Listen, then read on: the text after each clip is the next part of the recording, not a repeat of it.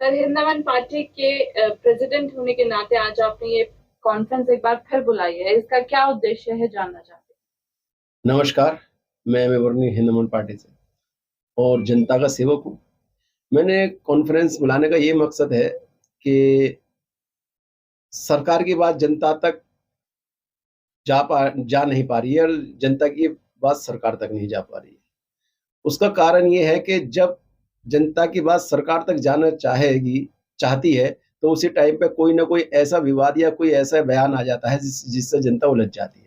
अभी हाल ही में एक बयान आया है कि अपना सब सोना खरीदना छोड़ दो, गाड़ी चलाना छोड़ दो और महँगाई घर में तेल खाना भी छोड़ दो। इस बात को लेकर के जनता बहुत परेशान है कि सब कुछ छोड़ देंगे, तो फिर सरकार क्या करेगी? सरकार क्या देगी? सरकार ने अभी ये नहीं ऐलान नहीं किया है कि आप ये चीज़ छोड़ दोगे तो सरकार की तरफ से आपको ये चीज़ मिलेगी। तो सरकार ये भी तो ऐलान करे ना कि आप ये चीज़ छोड़ दोगे, तो आपको ये चीज़ मिलेगी। सबसे बड़ा तो सवाल यहाँ पे ये उठता है। दूसरा सवाल ये है कि ये लोग कॉन्फ्रेंस करने के लिए सरकार के आदमी क्यों नहीं आ रहे आगे? जनता को एक क्या नाम है, एक जैसे बादशाही टाइम में होता था कि बस एक बयान दे दिया और उस पर अमल हो रहा है। आपको अगर कोई बयान दे रहे हैं या आपको इसमें कॉन्फ्रेंस, तो आप कॉन्फ्रेंस मीडिया को बताएं, मीडिया के साथ फिर जनता को बताएं, जनता को समझाएं।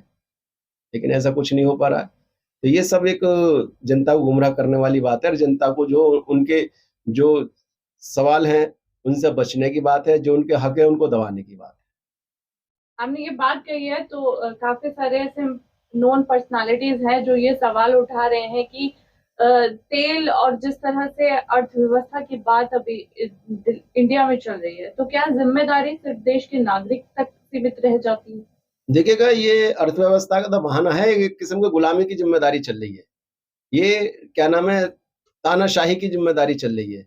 ये क्या नाम है, सबको दबाने की ज़िम्मेदारी चल रही है। अगर कोई एक चीज़ अगर जनता से ले रहे हो, तो उसको दूसरी चीज़ का आराम तो दो। आराम देने के पास तो तुम्हारे पास कुछ है नहीं सिवा भाषणों के अलावा। आपको आपको अगर यही ऐलान करना था, तो आप बंगाल के चुनाव से पहले करते, बिहार के चुनाव से पहले करते, महाराष्ट्र के चुनाव से पहले करते। आपने जब क्यों नहीं किया? जब अर्थव्यवस्था हमारी हाई लेवल पर थी, अब ये चुनाव होते डाउन हो गई। तो ये सब गुमराह करने वाली बात है। ये इनसे अब इन्होंने देख लिया कि अभी आस-पास में कोई इलेक्शन है नहीं, तो जनता को बयानबाजी में उलझाओ। लेकिन ऐसा कुछ नहीं है, अब जनता समझ चुकी है। स स जनता बदलाव चाहती है और हिंदुस्तान पार्टी जनता के साथ है, जनता के साथ कंधे से कंधा मिला के चलेगी। आपने चुनावों की बात कही है, तो चुनाव से पहले ये किसी भी पार्टी के लिए मुमकिन नहीं होता कि वो किसी भी ऐसे आदेश का पालन जो देश के लोगों के साथ करवा सके। अगर आपकी पार्टी होती तो फिर आपकी पार्टी क्या कर सकती? देखिए, हमारी पार्टी तो सत्ता में आएगी, आप भी याद रखिएगा, और जल्दी आएगी। लेकिन हमारी पार्टी जब सत्ता में आएगी तो जनता को दुखी नहीं करेगी, जनता के सुख और आराम और चैन और हक सब चीज़ देगी। हमारा सबसे पहला तो नारा है, जनता को टैक्स फ्री कराएगी और जनता को जन सुविधा घर-घर पहुँचाएगी। ये हमारा सबसे पहला नारा है, क्योंकि हमने गरीबी देखी है, हमने गरीबों के लो बीच में बैठ कर के देखा, हमने रोड पे चल कर के देखा है, हमने झूठी-मूठी क्या नाम है चाय नहीं बेची। हमने हम किसान परिवार से हैं, हम जानते हैं मेहनत क्या होती है, मज़दूरी क्या होती है। तो ये जब हमारी पार्टी आएगी तो पूरी दुनिया देखेगी और पूरी दुनिया में हमारी पार्टी का नाम होगा और जन-जन की सुविधा हम पहुँचाएँगे और सबसे पहले हम टैक्स मुक्त कराएँगे। बुज़ुर्गों के लिए, गरीबों के लिए, सबके लिए हमारे पास एक योजना है, जो हम देंगे। और हमारे पास एक ये भी योजना है कि अगर रिटायर टैक्स देने वाला व्यक्ति रिटायर होता है, तो 60 साल के बाद में उसको हम घर भी देंगे और उसको पेंशन भी देंगे। हमारे पास बहुत सारी योजना है। लेकिन क्या है कि उस योजना के बीच में जो हमारे बीच में आ रही है, वो आ रही है इलेक्शन कमीशन। इलेक्शन कमीशन ईमानदारी से काम करना शुरू कर दे, बहुत सारी पार्टियां सरकार में आ जाएंगी, स्टेट बाय स्टेट। लेकिन क्या इलेक्शन कमीशन तो एक ही तरफ कर रही है। इन्होंने बहुत सारे काम ऐसे कर रखे हैं, लोकतंत्र है ये। लोकतंत्र को मिटाने वाले मिट गए। ये हिंदुस्तान है। यहाँ मुगल भी आए हैं, अंग्रेज भी आए हैं, बहुत सारे लोग आए, कि ना सिर्फ उनके नाम ही नाम रह गए, सब खत्म हो गए। तो ये लोकतंत्र है। जो जुर्म करने वाले हैं, जनता पे जुर्म करने वाले लोग ये समझ लें कि सरकारें तो आती जाती रहती हैं। कल अगर सरकार बदल जाएगी तो क्या होगा? आपने इलेक्शन कमीशन की बात की है, तो बंगाल में भी अब सरकार जो है वो बदल गई है। 15 साल के बाद बीजेपी वहां पर जीत गई है और अब वहां पर एक तरह से केंद्र सरकार का ही शासन होने वाला है। उसके बारे में आप क्या कुछ कहेंगे? बंगाल में ये तो सबको पता है, पूरे देश का विदेशों को भी पता है कि बंगाल में सरकार बदली नहीं है, सरकार को मतलब छीनी गई है। आपकी वहाँ की जनता का आज सर्वे कर लो ना, आप मीडिया वाले आप सर्वे कर लो, किसको ज़्यादा चाहती है वहाँ जनता? और मैं तो ये जानना चाहता हूँ, ये जो लॉलीपॉप देते हैं, बयानबाज़ी करते हैं, हम ये कर देंगे हमारी सर उत्तर प्रदेश में इनकी सरकार, राजस्थान में इनकी सर ओ कम से कम 19 राज्यों में सरकार है आज की डेट में इनकी। 19 राज्यों में कौन-सी उन्होंने फैसिलिटी दी थी? दिल्ली के अंदर आम आदमी की पार्टी की सरकार थी। जैसे ही क्या नाम है इनकी सरकार आई, देखिए क्या हालात हैं आज की डेट में। हर चीज़ को वो करते जा रही हैं। ये कुछ नहीं देंगे सिवा भाषण के अलावा, ये भूखे पेट रहो और इनके गुण गाओ, राम-राम जपते रहो। ऐसा ही काम करने वाले हैं, इस इन काम से सरकार नहीं चलती, इन कामों से देश नहीं चलता। देश का बलिदान आप देखिएगा, जिन्होंने बलिदान दिया है, इनको तो यही पता नहीं इतिहास में ई कहाँ होती है। इतिहास में ई का भी पता नहीं है। इतिहास ये कहता है कि इस देश के अंदर बलिदान सबसे ज़्यादा हिंदू और मुसलमान ने दिया है। अपनी गर्दनें कटा ली, फांसी पे लटका दिए गए। इनके इंडिया गेट के अंदर नाम लिखा हुए हैं और इनका कहाँ नाम लिखा हुआ है, जो देशभक्त बनने हैं आज के डेट में। मैं नाम नहीं लूँगा, सब समझ जाएँगे। तो ये इतिहास मिटाने की कोशिश की जा रही है और आप एक चीज़ याद रखिए, जब भगत सिंह को फांसी दी गई, फांसी का ऐलान हुआ, तो एक जज थे मुस्लिम आगा साहब, उन्होंने इस्तीफा देना पसंद किया और भगत सिंह जी को फांसी देनी नहीं पसंद की। रोता वो इस्तीफा दे दिया उन्होंने। तो ये एक इतिहास है, यहाँ पे भाईचारे की एक मिसाल है। यहाँ पे भाइयों के लिए हिंदू मुसलमान के लिए, मुसलमान हिंदू के लिए आपस में जान दे देते हैं। यहाँ वो नहीं है, नफ़रत को फैला करके ये जो देश के अंदर आना चाह रहे हैं, ऐसा ये कामयाब नहीं, जहाँ तक इनको कामयाब होना था, ये कामयाब हो चुके हैं। अब इससे आगे जनता इनको समझ आ रही है। अब तो देखिएगा आप सोशल मीडिया पे देखिए लोग दुनिया भर के नारे लगा रहे हैं, जिंदाबाद और मुर्दाबाद। क्यों लगा रहे हैं जब आपको इतनी चाहते हैं, सब लोग चाह रहे हैं, तो इलेक्शन कमीशन का क्यों साथ ले रहे हो? केंद्र की फोर्स का क्यों साथ ले रहे हो? तुम क्या नाम है, गृह मंत्रालय वहीं से चला रहे हो, प्रधानमंत्री कार्यालय वहीं से चला रहे हो जिस स्टेट में इलेक्शन होता है, ये क्या तरीका है? आरटीआई का जवाब तुमने दे रहे, शिकायत का जवाब तुमने दे, अधिकारी मनमानी कर रहे हैं, पुलिस अपनी तानाशाही कर रही है, ये क्या है? ये सब आपके राज में हो रहा है।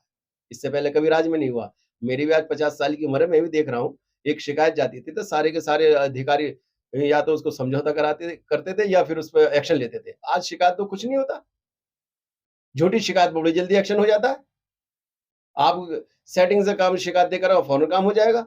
बिना सेकंड के तुम कुछ भी करते रहो। तो एक शायर मर गए, उन्होंने कहा था कि जो उन्होंने रात को कह दिया कि ये सरकार चोर है।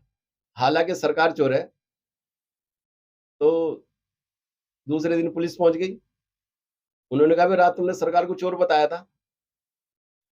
तो वो तो शायर होते हैं। उन्होंने कहा, "भई सरकार को चोर बताया था,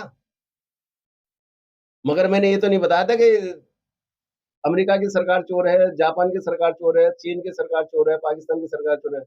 तो पुलिस वाले ने क्या जवाब दिया, "क्या तू हमें बेवकूफ़ समझता है? हम नहीं जानते कहाँ की सरकार चोर है?" तो ये चोर-चोर मौसेर भाई सब एक जो है। राहुल गांधी जी ने क्या नाम है, अगर एक सिंगल गाड़ी चला करके क्या जताना चाह रहे हैं? क्या जताना चाह रहे हैं? जनता को क्या मैसेज देना चाह रहे हैं कि वो गाड़ी में चले तो हम पैदल चलें? जनता हमारी पैदल चले? कमा के टैक्स इनको दिए जाएँ। अरे राहुल गांधी तो रोड पे उतरे। कौन से रोड पे उतरे? राहुल गांधी भी एक बी पार्टी है सरकार की और ये इन्हीं के साथ मिलकर काम कर रहे हैं। आप ये मत समझिए कांग्रेस और बीजेपी अलग-अलग है, सब एक साथ है। तो अब आपकी सरकार क्या कहना चाहेगी? क्योंकि जिस तरह से बीजेपी सरकार है वो कह रही है कि देश में इराक और अमेरिका के जो बीच में वॉर कॉन्फ्लिक्ट है, उसके बाद सभी जगहों पर पेट्रोल, डीज़ल के दाम जो है वो बढ़ गए हैं, लेकिन हिंदुस्तान की इस स्थिति अभी मजबूत है। क्या कुछ कहना चाहेंगे? देखिएगा, हमारी सरकार जब सत्ता में आएगी तो सबको पता पड़ जाएगी, क्योंकि हम काम जनता के लिए करेंगे। हम तो जिए भी जनता के लिए हैं, मर भी जनता के लिए जाएँगे। हम जनता का हक नहीं दबाएँगे, ना हम जनता की ये वो करेंगे। सरकार को लेकर के हम तो सरकार से अभी तुमने कहा था इतिहास को लेकर के चल बताते हैं। हम दिल्ली में बैठे हुए हैं, दिल्ली के आईटीओ पे बैठे हुए हैं और एक हमारे दिल्ली के अंदर इलाका है पहाड़ी इमली, ये पुरानी दिल्ली के अंदर है, पहाड़ी इमली। ये बहुत सारे लोग याद कर लें। पहाड़ी इमली के अंदर आज़ाद भगत सिंह सरदार भगत सिंह जी जब आए, तो उन्होंने जब गेट खोला, जब अंग्रेज़ उनके पीछे लगे हुए थे, ये इतिहास बता रहा हूँ आप लोगों को। तो जब गेट खोला तो उस गेट खोलने के बाद में उन्होंने कहा हर सीने से लगा लिया। वो सीने से लगाने वाले पता है कौन थे? सीने से लगाने वाले नसीम बेग चंगेज़ी थे। और उन्होंने अपने घर पे उन्हें पनाह दी और पनाह देने के बाद में उन्होंने क्या कहा कि जब तक पनाह दी और उसके बाद में सरदार क्या नाम है इनको भगत सिंह जी को वहाँ से वो चले गए। अब चलने के बाद में अब आप ये कह रहे होगे ये बात इतनी क्यों बता रहा है? मैं शॉर्टकट में बता रहा हूँ। जाने के बाद में 2018 में उनका इंतकाल हुआ यानी कि डेथ हुई है। 2018 में और हमारे देश को आज़ाद हुए कितने समय हो गया? आज तक किसी ने उनको सम्मान किसी ने नहीं दिया। 100 साल जिए वो और एक छोटी-सी कोठरी में वहाँ पर जहाँ पर सरदार भगत सिंह जी ने मतलब समय गुज़ारा था, वहाँ पर उस जगह को भी आज तक किसी देशभक्त ने नहीं देखा जाकर और उसको देखने वाली एक ही पार्टी है, वह हिंद मंच पार्टी। वहाँ गई, वहाँ सर्वे किया जा रहा है, वहाँ पहचाना। तो हम तो जन-जन तक जा रहे हैं। हम इतिहास के जो जिन लोगों ने देश की कुर्बानी के लिए आज़ादी दी है, हम उन तक जा रहे हैं। उन तक अपनी बात पहुँचा रहे हैं, उनकी बात सुन के आ रहे हैं। ये एक बहुत बड़ी देश के लिए दुर्भाग्य की बात है कि एक जरा चंद कदमी की दूरी पे वहाँ प्रधानमंत्री भी आते हैं आए दिन रामलीला मैदान में, वहाँ पर दुनिया भर के नेता, गृह मंत्री सब आते हैं, लेकिन आज तक किसी भी सरकार के आदमी ने वहाँ जाकर उनको नहीं पूछा। लेकिन हिंद अमन पार्टी सरकार बनाने से पहले उनके हालात और उनके सब कुछ जायज़ा लेकर के आई। तो हम ऐसा काम कर रहे हैं और आने वाले समय में जब हमारी पार्टी आएगी तो हम हर नागरिक को अधिकार देंगे, उसका पूरा अधिकार मिलेगा, ये हमारा वादा है। ये हिंद अमन पार्टी का वादा है। तो मेरा सवाल ये था कि जो बीजेपी पार्टी है वो इस वक्त कह रही है कि अमेरिका और ईरान के बीच में जो युद्ध चल रहा है उस बीच देश भर में दुनिया भर में ऐसे देश हैं जिन जहां पर पेट्रोल और डीजल के प्राइस बढ़ गए हैं, लेकिन हिंदुस्तान में, इंडिया में, भारत में ऐसा अभी तक नहीं हुआ है। स्थिति मजबूत मजबूत आपने देख तो लिया ऐलान से कि तेल कम खर्च करो, कि सोना मत खरीदो, कि घर में तेल वेल मत खाओ, ये मजबूती के तो आप संकेत दे रहे हो, ये मजबूती के तो संकेत हैं। इसको कहते हैं क्या नाम है कि जी हमारे पास कुछ नहीं बचा, अब तुम सामने मैदान में आ जाओ। और देखिएगा ये मैं जब तक मैं आपको बता दूँ सरकार एक दिन ऐसी होगी कि तुम आप सरकारी सरकार रह जाएगी, बाकी सरकार चलाने वाले जो है ना, जिस दिन कोई समझदार हमारे देश की जनता जाग जाएगी तो सारे के सारे ये हिसाब देने पे मजबूर हो जाएँगे। इनको हिसाब जब देने का नंबर आता है तो ये ऐसे-ऐसे का बातें करते हैं। बताइए तेल गाड़ी कम चलाने से मतलब क्या है? तेल का भंडारण सरकार पूरा करे? जब टैक्स बढ़ा रही है सरकार हर चीज़ पे, तो गाड़ी का तेल बढ़ाए, तेल अपने भारत में खोजे, खोज पैदा करे। खोज तो रहे यहाँ पे उल्टी-सीधी चीज़ें, जो खोजने की चीज़ें वो तो खोजा ही नहीं जा रहा है यहाँ पे। हमारे भारत के अंदर सोने की चिड़िया है, ये सोने की चिड़िया नहीं मैं सोने की खदान कहता हूँ।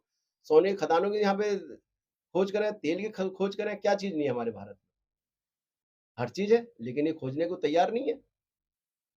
ये तो दूसरे से लाते हैं, ₹1 का चीज़ लाते हैं, हमारी जनता को ₹100 की बेचते हैं उसे ला कर के। दुनिया में तेल मंदी है, लेकिन यहाँ पे कितना तेल महँगा। हमारे भारत से तेल विदे दूसरे देशों में जा रहा है। वहाँ हमारे भारत का तेल सस्ता है, लेकिन हमारे देश में हमारा तेल महँगा है। इस पे कोई सवाल इस पे कॉन्फ्रेंस करने को तैयार नहीं है। इस पे कोई डिबेट करने को कोई तैयार नहीं है। और मैं कहता हूँ जब तक हमारे देश के अंदर ये मीडिया, सोशल मीडिया को छोड़कर जितनी ये मीडिया है, जिन्होंने हैक कर रखा है देश को, जब तक इन लोगों के खिलाफ कार्रवाई नहीं होगी, तब तक क्या नाम है देश हमारा सुख और चैन से नहीं बैठेगा। हमारे देश में इतना प्यार और अमन और चैन है, भाई-भाई के साथ है, पल्लवी शर्मा आप शर्मा हो और मैं मुस्लिम हूँ, लेकिन कहीं नफ़रत नहीं। लेकिन जैसे ही हम चैनल खोलते हैं, नफ़रतों की बाढ़ आ जाती है। तो मैं सरकार से और देश की जनता से ये कहना चाहता हूँ, सबसे पहले इस मीडिया के बारे में सोचा जाए। या तो बिल्कुल उसको लोकतंत्र कर दिया जाए या इनको एक तरफ ये पार्टी का जो चोला पहन करके मीडिया के रूप में बैठे हुए हैं, इनको हटाया जाए। मेरा सवाल यही होगा कि जिस तरह से प्रधानमंत्री मोदी जी ने ये कहा है कि 1 साल तक लोग सोना ना खरीदें, तो हमारे देश की ये परंपरा रही है कि जहाँ पर भी शादी-ब्याह होते हैं, लेन-देन होता है, तो उसमें गोल्ड ज़्यादा दिया जाता है।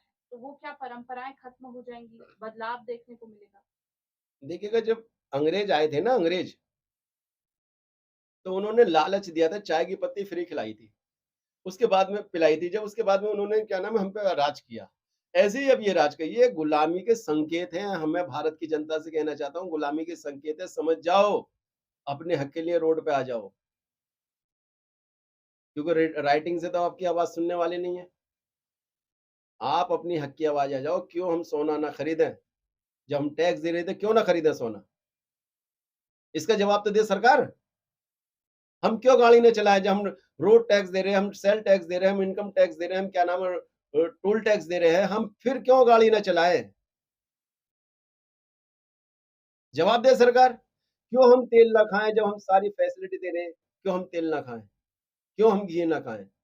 हम टैक्स दे रहे हैं, हम खरीद के ला रहे हैं, हम सरकार का दिया हुआ नहीं खा रहे, बल्कि हम अपने खाने के लिए सरकार को टैक्स दे रहे हैं। टैक्स फ्री कर दे सरकार। सरकार ये भी तो कहे हम तुमसे 3 चीज ले रहे हैं, इसके बदले में 6 चीज दे रहे हैं आपको। कुछ तो दे, टैक्स फ्री कर दे हमारी सरकार हमें। देने के लिए क्या है हमारे पास? लेने ही लेने जानती है सरकार हमसे खाली। दे भी तो हमारी भारत की जनता को दे भी तो सरकार। देती क्यों नहीं कुछ? सिर्फ लेना ही जानती है। पूरी परिस्थिति आपके सामने है, चाहे वो बीजेपी बंगाल का चुनाव हो, चाहे वो ईरान अमेरिका का युद्ध के बीच का जो कॉन्फ्लिक्ट है वो चल रहा हो, चाहे ये पेट्रोल डीजल की मांग हो, सप्लाई हो, डिमांड हो, वो कम हो गई हो, पूरी कंडीशन पे रोशनी डालते हुए आप जनता को क्या मैसेज देना चाहेंगे हिंद दमन पार्टी की तरफ से? देखिएगा, मैं हिंद दमन पार्टी की तरफ से ये बताना चाहता हूँ कि जो ईरान इराक में जो और ईरान और अमेरिका में और जितने भी खाड़ी युद्ध चल रहा है, वो युद्ध किस उसको युद्ध का क्या नाम दे रखा है आपने? उसका युद्ध का नाम है तेल का खेल। वो सारा तेल के ऊपर युद्ध है। हमारा तो उससे लेना ही देना नहीं, हम तो उनसे खरीदने वाले हैं। हमसे तो जो चीज़ हम उससे खरीद लेंगे, ज़्यादा दे महँगा देगा। तो उस पे तो हमें जाना ही नहीं चाहिए। उसको लेकर के अगर हम कर रहे हैं तो बताइए हमारे क्या वहाँ पे कोई हमारे सैनिक गए हुए हैं? क्या हमारे वहाँ पे मिसाइल गए हुए हैं? क्या हमारे वहाँ पे जहाज गए हुए हैं? अरे वो मरे मारे हमें क्या मतलब पड़ा है? हमें तो कल भी तेल खरीदना, आज भी तेल खरीदना है। उस युद्ध को लेकर के भारत पे कोई भी असर डालने की भारत सरकार को किसी को ज़रूरत नहीं है, ना हिंदुस्तान के नागरिक को लेकर। क्योंकि उनका है खेल का तेल। आज वो जीत गया, कल वो जीत गया। हम हैं तेल खरीदने वाले। तो और मैं अपनी संदेश ये देना चाहता हूँ कि भारत सरकार जब तेल खरीद ही रही है, तो कोई भी जीते, कोई भी हारे, हमें उससे कोई लेना-देना नहीं। तो हमारे देश के अंदर भारत तेल की संकट क्यों आ रही है?